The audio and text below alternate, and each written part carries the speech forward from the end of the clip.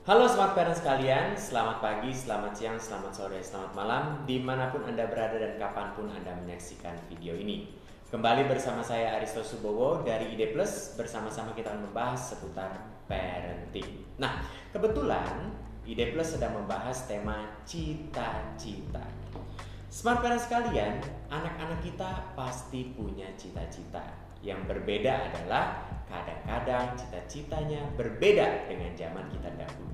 Waktu zaman saya, kalau ditanya mau besar jadi apa, maka kita akan menjawab jadi pilot, jadi dokter, jadi polisi, jadi tentara. Pekerjaan-pekerjaan yang tanda kutip terlihat atau terdengar seperti jagoan atau superhero atau orang yang hebat dalam lakukannya. Namun seiring berjalannya waktu dan berkembangnya zaman, anak-anak kita sekarang berubah cita-citanya. Ya, kalau kita tanya ke anak kita, mungkin anak kita sudah mengeluarkan jawaban-jawaban yang mungkin sangat asing atau tidak sering kita dengar. Ya, cita-cita mau jadi YouTuber, mau jadi streamer, mau jadi artis e-sport, ya lalu bukan artis ya, atlet maksudnya ya. Nah, ada yang mau jadi artis juga, ya jadi cita-citanya sudah mulai bervariasi. Nah, kalau anak-anak kita punya beragam cita-cita, atau mungkin anak-anak kita menyebutkan cita-cita yang belum pernah kita dengar atau kita belum tahu apakah itu, maka bagaimana cara kita merespon? Apakah kita harus menghentikan anak kita atau kita harus mendukung anak kita? Nah, itu dia yang akan kita bahas selama beberapa menit ke depan. Smart Parents sekalian, cita-cita anak itu bergantung dengan apa yang sedang ada di lingkungan. Ya, saya sering berbicara dengan banyak anak-anak. Kalau anak-anak perempuan sedang suka nonton K-pop, maka cita-citanya ingin menjadi penari K-pop atau menjadi artis girl band. Ya, kalau anak laki-laki sedang suka main game, maka cita-citanya ada yang jadi streamer, ada yang jadi YouTuber, ada yang jadi atlet e-sport. Jadi, anak-anak menentukan cita-citanya itu bergantung dengan apa yang sedang ia lalui di masa sekarang. Nah, kenapa ini bisa terjadi? Maklum saja, ya karena anak-anak sedang mode eksplorasi. Ya, anak-anak sedang mode mencari informasi sebanyak-banyaknya. Oleh karena itu, sangat rumlah jika anak-anak suka berganti-ganti cita-cita. Ya, saya pernah mendengar seorang orang tua memiliki anak di mana saat makan di restoran dia lihat kokinya masak dengan elegan, maka dia bilang dia cita-cita mau jadi koki. Lalu saat berpergian naik pesawat dia lihat, wah cita-cita ingin jadi pramugari. Lalu dia lihat pembalap, dia cita-cita mau jadi pembalap.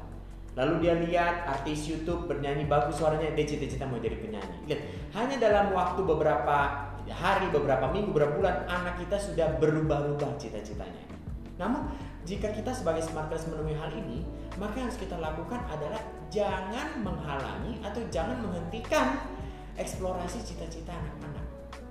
Ya, jangan kita katakan kepada anak kita, kamu jangan pelin-pelan, kemarin mau jadi pilot, sekarang mau jadi dokter, nanti mau jadi penyanyi. Kamu mau jadi apa sebetulnya? Kita jangan membatasi eksplorasi anak-anak. Karena apa, Smart Parents? Karena di saat mereka sedang melakukan eksplorasi, sebetulnya mereka sedang melatih 3 keterampilan yang sangat penting untuk mereka miliki di masa depan. Yang pertama adalah keterampilan dalam berimajinasi. Ya, ini sangat penting Smart Parents sekalian, bahwa untuk bisa sukses di masa depan, salah satu keterampilan yang perlu dimiliki adalah keterampilan berimajinasi, berpikir kreatif. Ini penting. Jadi, Papa, gimana ya kalau misalnya orang terbang pakai tas yang ada roketnya? Enggak apa-apa, berimajinasi. Ya, jadi kita memberikan kesempatan anak berimajinasi, itu yang pertama. Yang kedua adalah keterampilan eksplorasi.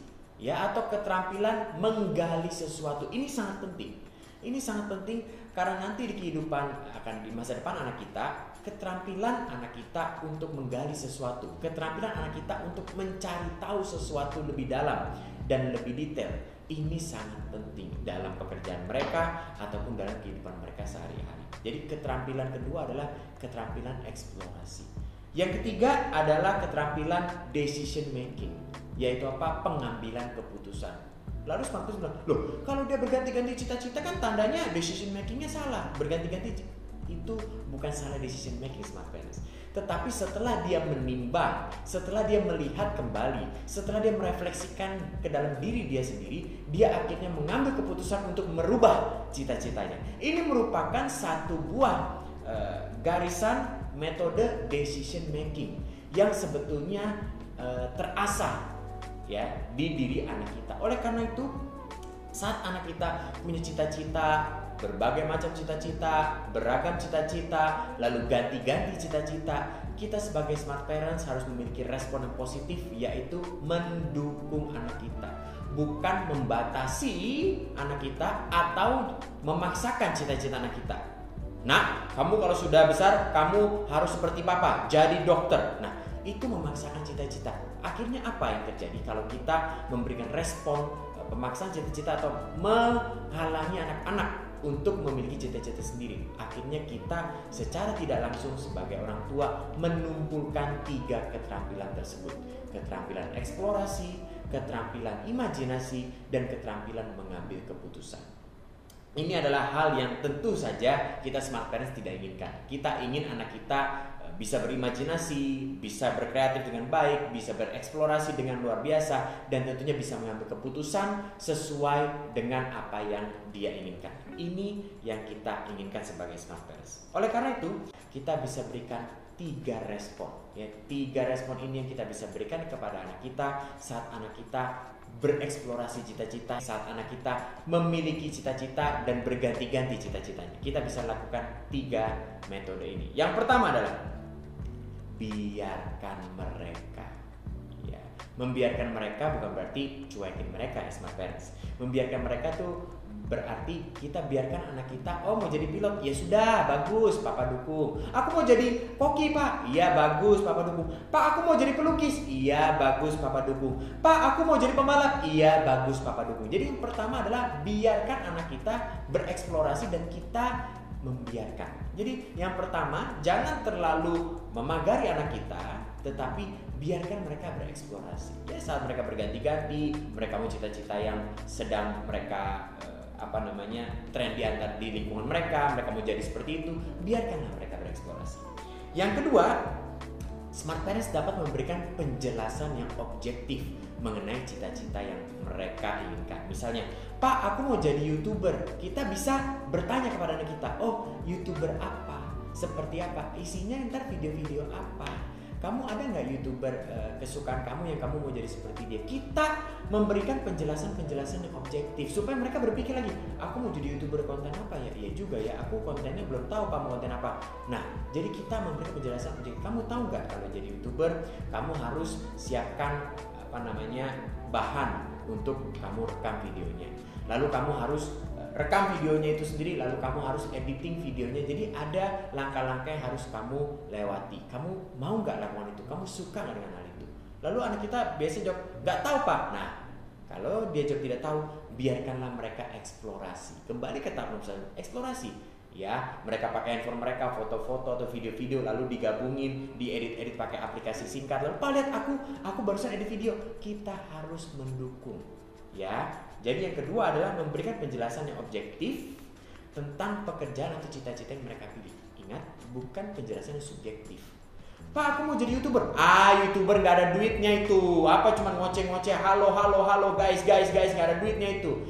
Ya kalau smart parents bilang nanti, nggak ada duitnya itu YouTuber, nanti anak kita akan kasih video YouTube ke kita, ya, menjelaskan tentang berapa besar penghasilan YouTuber. Nah, kita bisa speechless ya. Sebagai smart parents kita bisa merasa, aduh, kok anak saya membantah saya, padahal bukan membantah, anak ingin menjelaskan bahwa YouTuber itu sebetulnya penghasilannya. So, saat anak-anak punya cita-cita, biarkan eksplorasi dan berikan penjelasan yang objektif, bukan subjektif. Dan yang ketiga adalah memberikan jalan atau membukakan jalan ya untuk anak kita bisa belajar sesuatu sesuai dengan cita-cita yang mereka inginkan. Misalnya, Pak, aku mau jadi YouTuber. Nah, mulai ajarkan anak tentang bagaimana video yang bagus, rekam video dari nggak usah pakai kamera bagus-bagus, dengan handphone mereka. Lalu kasih tahu anak bagaimana aplikasi yang bisa digunakan untuk edit video, lalu bagaimana mereka bisa edit video, masukin lagu dan kawan-kawan. Jadi kita berikan jalan, kita bimbing mereka, kita tuntun mereka untuk semakin dekat dengan cita-cita mereka. Loh, Kak, nanti kalau udah didukung terus tiba-tiba dia nggak mau anggot-anggotan, ya nggak apa-apa. Kembali ke prinsip nomor 1, biarkan eksplorasi. Setelah mereka mencoba rekam video, edit video, ternyata Pak nggak asik ya, ternyata jadi YouTuber, aku ribet nih rekam video YouTuber. Ya berarti kamu mau jadi cita-cita jadi apa? Dan biarkan mereka eksplorasi lagi. Ya, ini harus kita berikan kebebasan untuk eksplorasi. Biarkan mereka eksplorasi selagi kita bisa memberikan kesempatan mereka untuk eksplorasi. Ya, nah, jadi smart parents sekalian, perlu kita ketahui bahwa zaman terus berubah, zaman terus berkembang. Ada pekerjaan-pekerjaan di tahun 2020 ini yang jujur, kalau saya di tahun 90-80-an belum ada pekerjaan ini. Contohnya, misalnya menjadi Gojek. Dulu di tahun 90-an nggak ada pekerjaan Gojek. Lalu menjadi animator. Dulu di tahun 90-an menjadi animator belum terkenal. Sekarang ya kan banyak film-film menggunakan CGI menggunakan jasa animator. Ya dulu belum booming ya. Lalu online seller, menjadi penjual online. Dulu di tahun 90-an jualan harus buka toko. Sekarang buka toko gratis tanpa modal.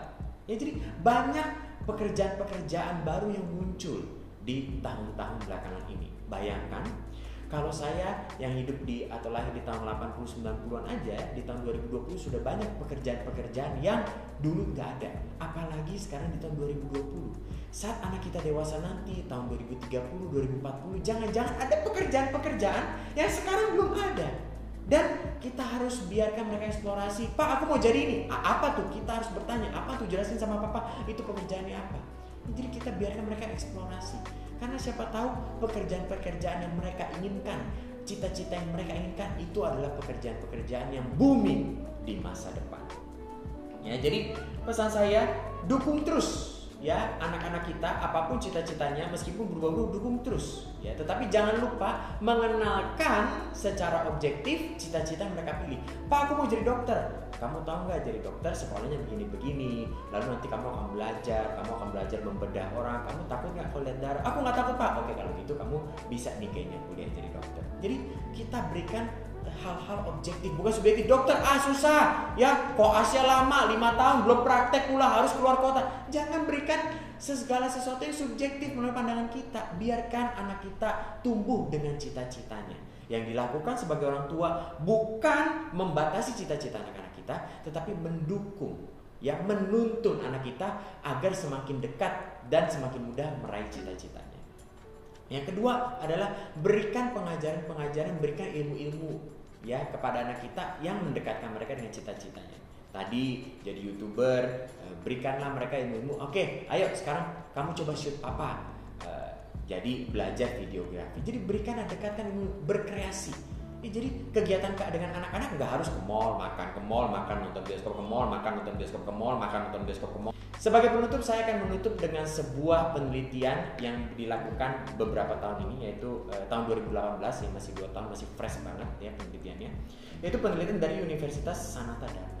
Ternyata di penelitian itu menunjukkan bahwa ada hubungan positif ya antara motivasi belajar anak dengan cita-cita yang ia inginkan.